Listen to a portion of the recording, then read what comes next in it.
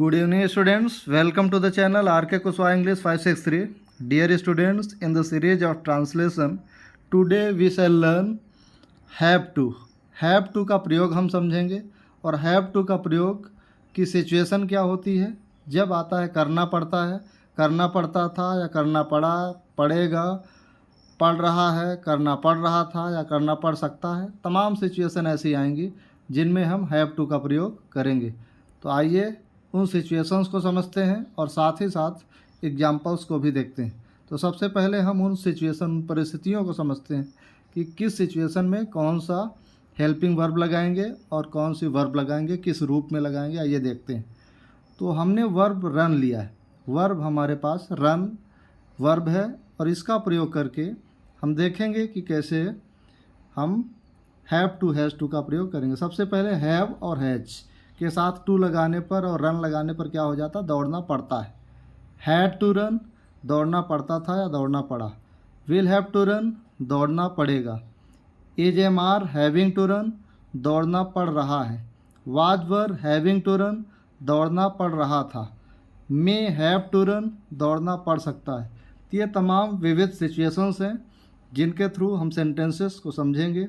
तो इन परिस्थितियों के आधार पर सेंटेंसेस की क्या मीनिंग निकलेगी, क्या सेंस निकलेगा, उन चीज़ों को आइए समझते हैं एग्जाम्पल्स के माध्यम से। एग्जाम्पल है हमारा फर्स्ट एग्जाम्पल है, पहला एग्जाम्पल।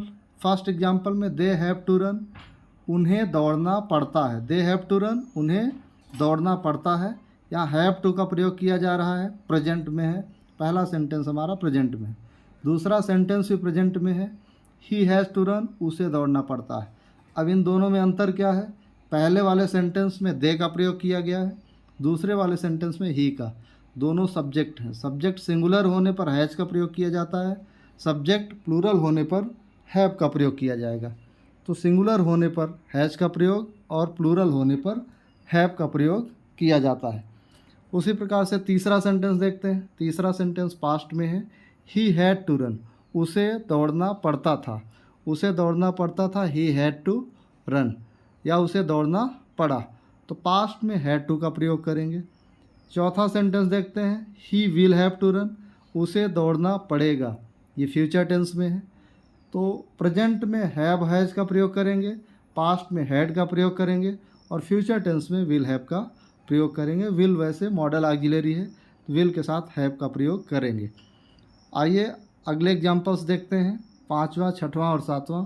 पाँचवें एग्जाम्पल में देखिए, he is having to run, ये कॉन्टीन्यूअस टेंसेस में है। तो he is having to run, present continuous, उसे दौड़ना पड़ रहा है। He was having to run, उसे दौड़ना पड़ रहा था। तो इज लग गया, वाज लग गया। यदि प्लूरल नंबर में होता तो दे वर हैविंग टू रन हो जाता। यदि यहाँ ही की जगह दे लगा देते तो वाज की जगह वर हो जाता। उसी तरह से ही की जगह यहाँ दे लगता या आई लगता तो एम हो जाता, और दे लगता तो आर का प्रयोग करते। सातवां सेंटेंस देखते हैं। सातवें में है उसे दौड़ना पड़ सकता है, या संभावना प्रकट की जा रही है। तो ही में हैव टू रन, उसे दौड़ना पड़ सकता है।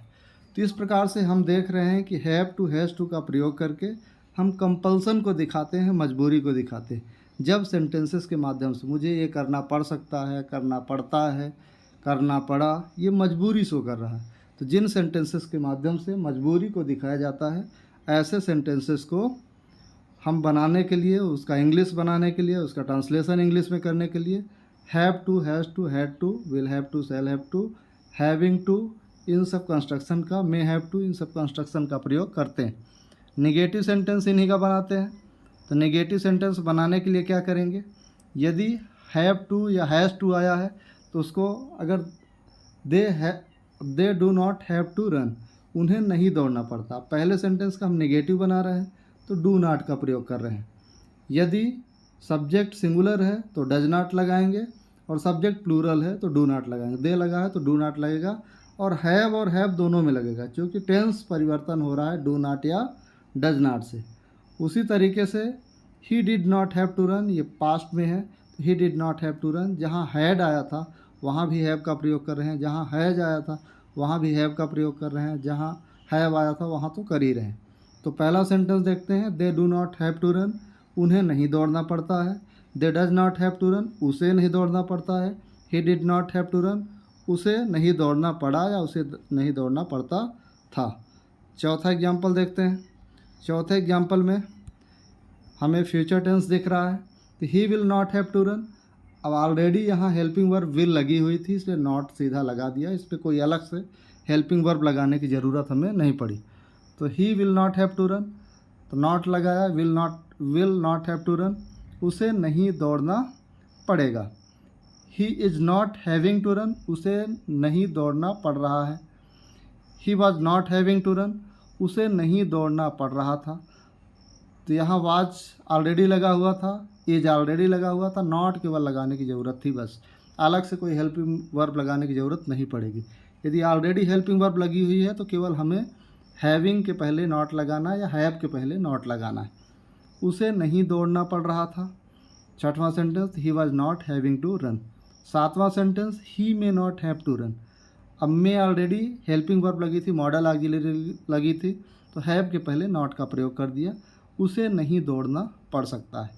इस प्रकार से हमने देखा कि have to, has to, had to, will have to, shall have to या मे हैव टू, तमाम जो ये कंस्ट्रक्शंस का प्रयोग कर रहे हैं, उन कंस्ट्रक्शन का प्रयोग तब करते हैं, उस सिचुएशन में करते हैं जब दिए हुए वाक्यों से मजबूरी के भाव का बोध होता है, कंपल्सन के भाव का बोध होता है, तो वहाँ हम have to, has to, had to इस कंस्ट्रक्शन का प्रयोग करते हैं और मजबूरी और कंपल्सन को शो करने के लिए इनका यूज करते हैं।